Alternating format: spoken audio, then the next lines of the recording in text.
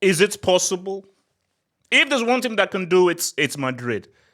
But is a true remontada possible with this Madrid team?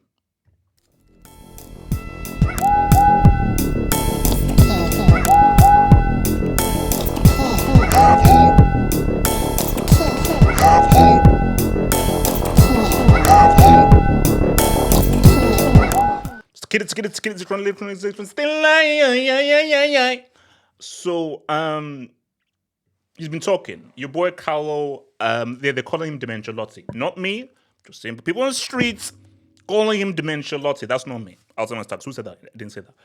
So, remontada versus Arsenal, we will try. For sure, it's happened many times. We will try until the last minute.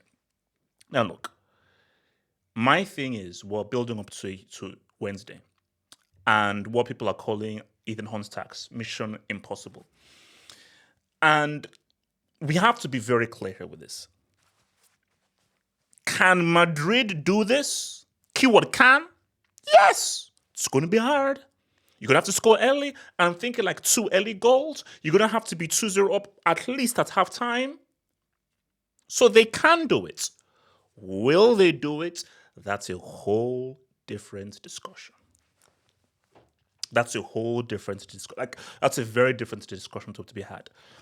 And there's just something that people are missing here.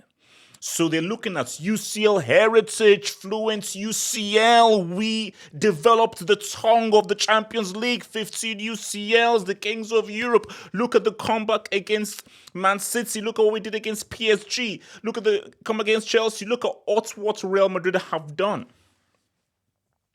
That may be true. There may be some truth in that dialogue. But there's a little thing that people are missing here is quality. Because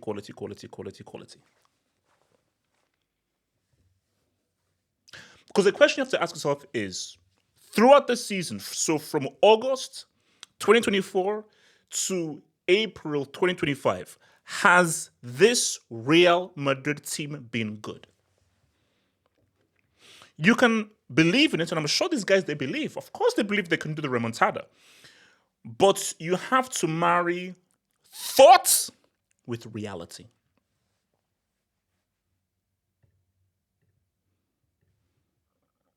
This was where the remontada thing was born. You said, no, that, yes, no. And if you don't know him, that isn't an actor. That isn't a random guy working on the pitch. That's a guy called Sergio Roberto, who was literally birthed a career by one Neymar Jr. If not for Neymar, Sergio Roberto would just be known as some random Catalonian that sells fruits on the streets of Barcelona. So Sergio Roberto, in your will, Neymar is going to get half a mil, probably even more, probably like a few mil, probably a bill, maybe even your kids. I don't know. Hold up, maybe not. No. That's crazy. I don't know. Neymar, he needs to thank Neymar. Let's just give that. Sergio Roberto owes Neymar because Neymar gave Sergio Roberto a career. Without that ridiculous assist from Neymar, Sergio Roberto will be known as a Catalonian bomb. Simple as that. See, the thing about remontada is this. This was a good team. And this team was more cohesive, had more chemistry, was much better together, and had a better idea than this Real Madrid team. So what they did, it was crazy because we call it one of the greatest single performances in a short space of time we've ever seen, because what Neymar did in those last 10 minutes, I've never seen anyone do. It is one of the greatest, most clutch periods of time we've ever seen from one player. But my thing, though, is this was still a team that still operated as a team. So the remontada was only successful by a marriage of two things: belief and quality.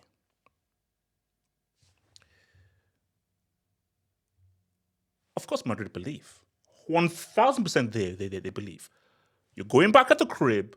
It's the Bernabeu. It's your fans. You know that you are better than these guys quality-wise. So 100% they believe. So the belief, tick. Quality. This Real Madrid team, there are moments They're individuals. But I just feel that the lack of quality of this team is what's missing. I mean, well, I'll do my, locker room preview and everything. I think that's what's going to drop as I give my ideas and everything. But I've already been thinking of it in my head, and I'll probably repeat it again. I see this being a 3-1 to Madrid. I see that being a 3-1, which of course would mean that your boys win 4-3 on aggregate. Because people keep missing, and this is what I said in my reaction. They've not looked good all season. All season, they've not looked good. And they've just been making their way through individuals. That can only get you so far. 100%. A Vini moment, an Mbappe moment, a Modric moment, a Fede Valverde moment, they can get you far. They can't take you over the finishing line. And that is not sustainable for really clinching something tangible that is a trophy. You need everything. You do need those moments. You do need those individuals, but you need a team. You need cohesiveness. The team last season, that was a very cohesive team that had a very clear idea and they were good. The team last season is much better than the team this season. Like this team, for me, I don't recognize this Real Madrid team. Compared to what we saw last season where they deservedly were the best team in Spain and they deservedly won that Champions League. That was a team with an idea. This is a team that doesn't have a cohesive idea where everybody is singing off the same hymn sheets. It's not. So that's the issue. And here's the thing.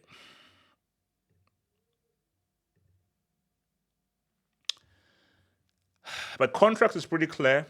I have 1 more year and the club always supports me. Shout out to your boy Sharif. He sent me something. I think it was from Fab. But it was from Fab, but Fab got it from Marca. So the rumor around the campfire is if Real Madrid gets dumped out of the Champions League by Lille Bro, aka Arsenal, aka Holloway Road FC, he'll be sacked. Now, here's the reality here. Let's say they get knocked out of the Champions League. Real can still win the league. It's looking sketchy, but that's still a possibility. Now, I think Carlo knows this and everyone knows this. Carlo, if at the end of the season you walk up to Florentino Perez and you have the goal, if you have, like Carlo, if at the end of the season you have the goal, you have the audacity to walk up to Florentino Perez and show him a Copa del Rey Mysterio, he's throwing you out the window. And I checked. There are no pillows on the concrete floor. Gets real. Get, like, what's it called? Ambulance, what's up, baby? I'm like, defibrillator, what's up? Like, he'll accelerate that retirement home thing. he'll say, retirement home, guys, chill. Mayday, old Italian dude on concrete floor. Red tax, intestines. So, for Carlo, if he gets on top of the Champions League, I do feel that the league is still there, but he will be on the hot seat. So I do think there's some reality there because let's be real. To be knocked out of the quarterfinals is one thing, but be knocked out of the quarterfinals by Arsenal when you just brought in Mbappe, that's pretty embarrassing. That'd be pretty embarrassing. So let me just put this scenario. Real get knocked out. They win the league. Does Carlos stay? Possibly. I'm not sure. He may still be sacked. Most likely he'll be sacked, but possibly. But it's looking sketchy. Now, he doesn't win the league and he wins the Champions League. Oh, it's a bit sketchy, but okay, well, Gucci. Now, if he doesn't win the Champions League or the league, I'm not even considering the Copa del Rey Mysterio. If he wins, then like, bro, there's no point. I think, no, the real thing is, like, that's obvious. You don't win the league or the UCL, oh, bro, retirement's home, what's up?